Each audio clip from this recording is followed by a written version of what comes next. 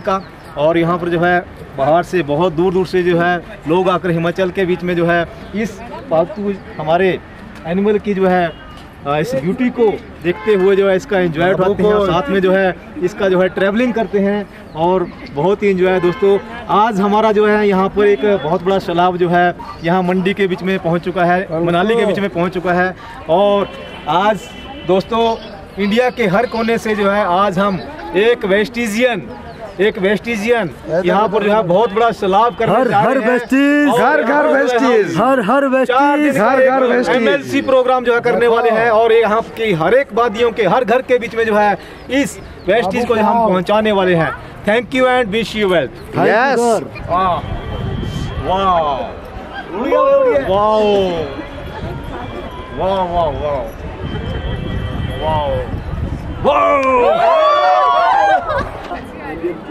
यहाँ पे जो है आपके सामने जो है प्लेस है, देखिए आप।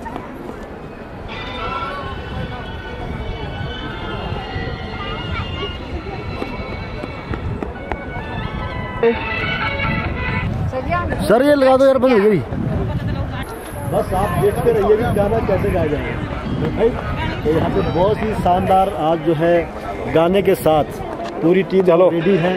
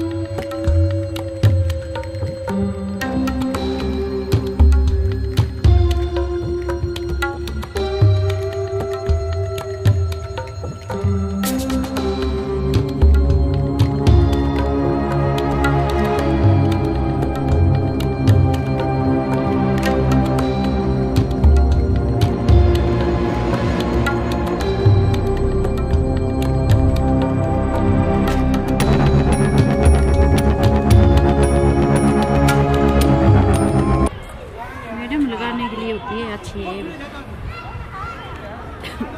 100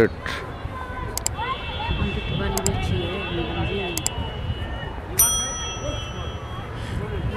बोले आसचो हाय एवरीवन, आज सब केमती अछंती?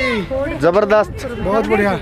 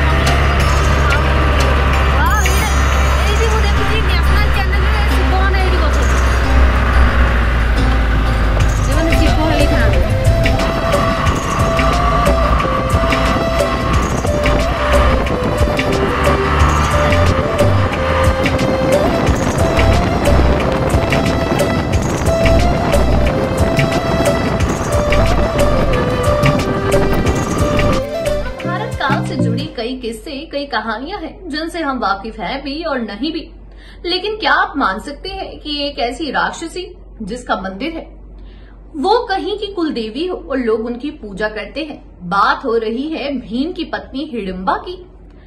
आपको याद ही होगा कि भीम ने वनवास के दौरान एक राक्षसी से शादी की जिनका नाम हिडिंबा था। इन दोनों के बेटा घटोत्कच था जो महाभारत युद्ध में मारा गया। वहीं आपको ये बात जानकर हैरानी होगी कि हिडिंबा अब एक माता है।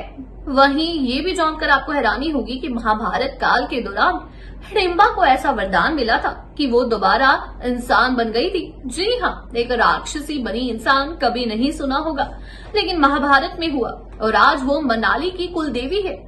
जहाँ की चमत्कार और रहस्यमय बात जानकर आप भी चौंक जाएंगे और हिडिंबा राक्षसी की बातें जानकर भी। तो देखिए हमारी खास रिपोर्ट। हिमाचल प्रदेश के कुल्लू में मनाली में स्थित हिडिंबा देवी का ये मंदिर, इसका इतिहास पांडवों से जुड़ा हुआ है। शायद इससे आप वाकिफ ना हो। आपको इसी मंदिर के इतिहास से आज हम रूबरू कराने जा रहे हैं। आप जानते हैं कि जुए में सब कुछ हारने पर धृतराष्ट्र और दुर्योधन ने पांडवों को वारनाथव नाम के स्थान पर भेज दिया था। वहीं यहाँ उन्हें जीवित जला देने की योजना बनाई गई थी। पांडवों के रहने के लिए पूरा महल लाख का बनाया गया था जो जरा सी आग लगते ही जल उठे। पांडवों को इस साजिश का पता चल गया और उन्होंने रात को भीतर ही एक सुरंग खोद ली। रात को भवन में आग लगने पर वो सुरंग के रास्ते भाग निकले। इस सुरंग के रास्ते वो निकलकर गंगा तट पर आ गए थे। नाव से गंगा को पार किया और दक्षिण दिशा की ओर चल पड़े। वहां दूसरी तरफ कौरव यही सोचते रहे कि वहां पांडवों की मौत हो गई है। यहाँ से बच निकलने के बाद पांडव कौरवों की नजरों से बचने के लिए जंगलों में वनवास काटते रहे। इसी दौरान जंगलों में चलते चलते वो एक राक्षस क्षेत्र में आ पहुंचे। सभी थके हुए थे, उन्हें प्यास भी लगी हुई थी। महाबली भीम पानी लेने गए।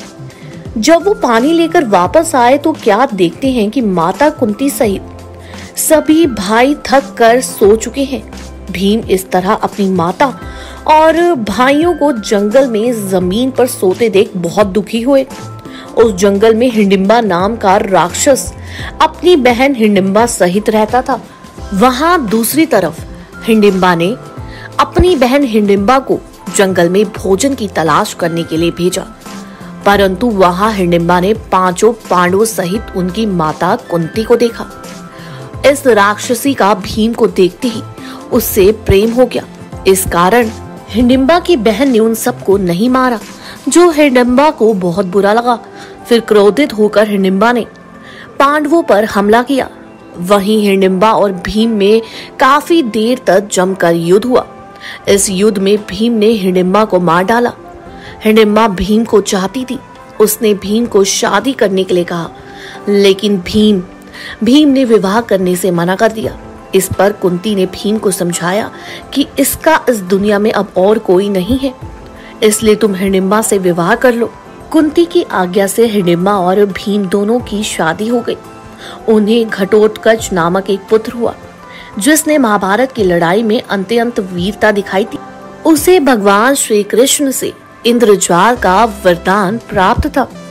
उसके चक्रव्यूह को सिर्फ और सिर्फ खुद भगवान श्री कृष्ण ही तोड़ सकते थे। पांडु पुत्र भीम से विवाह करने के बाद हिडिंबा राक्षसी नहीं रही, वो मानवी बन गई और कालांतर में मानवी से देवी बन गई। हिडिंबा का मूल स्थान चाहे कोई भी रहा हो, पर जिस स्थान पर उसका दैवीकरण हुआ है वो है मनाली। मनाली में देवी हिडिंबा का मंदिर बहुत भव्य और कला दृष्टि से बहुत उत्कृष्ट है। मंदिर के भीतर एक प्राकृतिक चट्टान है जिसके नीचे देवी का स्थान माना जाता है। चट्टान को स्थानीय बोली में ढूंग कहते हैं, इसलिए देवी को ढूंगरी देवी कहा जाता है। देवी को ग्राम देवी के रूप में भी पूजा जाता है। ये मंदिर मनाली के निकट विशालकाय देवदार वृक्षों के मध्य 4 छतों वाला पैगोडा शैली का है। मंदिर का निर्माण कुल्लू के शासक बहादुर सिंह ने 1553 में करवाया था। दीवारें परंपरागत पहाड़ी शैली में बनी है। प्रवेश द्वार कठ नक्काशी का उत्कृष्ट नमूना है। वहीं भगवान श्री कृष्ण ने हिडिंबा देवी को लोगों के कल्याण के लिए प्रेरित किया था। विहंग मणिपाल को कुल्लू के शासक होने का वरदान हिडिंबा देवी ने ही दिया था। वो कुल्लू के पहले शासक विहंग मणिपाल की दादी और कुल की देवी भी कहलाती है। कुल्लू का दशहरा तब तक शुरू नहीं होता जब तक कि हिडिंबा वहां ना पहुंच जाए। कहा जाता है कि एक राक्षसी से बनी मानवी और फिर बनी देवी, इसलिए हिडिंबा देवी का मंदिर और इसकी बहुत मान्यता है। वही आपको बता दें, मनाली की कुल देवी हिडिंबा को ही माना जाता है। यहाँ पे जितने भी लोग हैं मनाली के रहने वाले अपनी कुल देवी के तौर पर हिडिंबा की पूजा करते हैं और उनको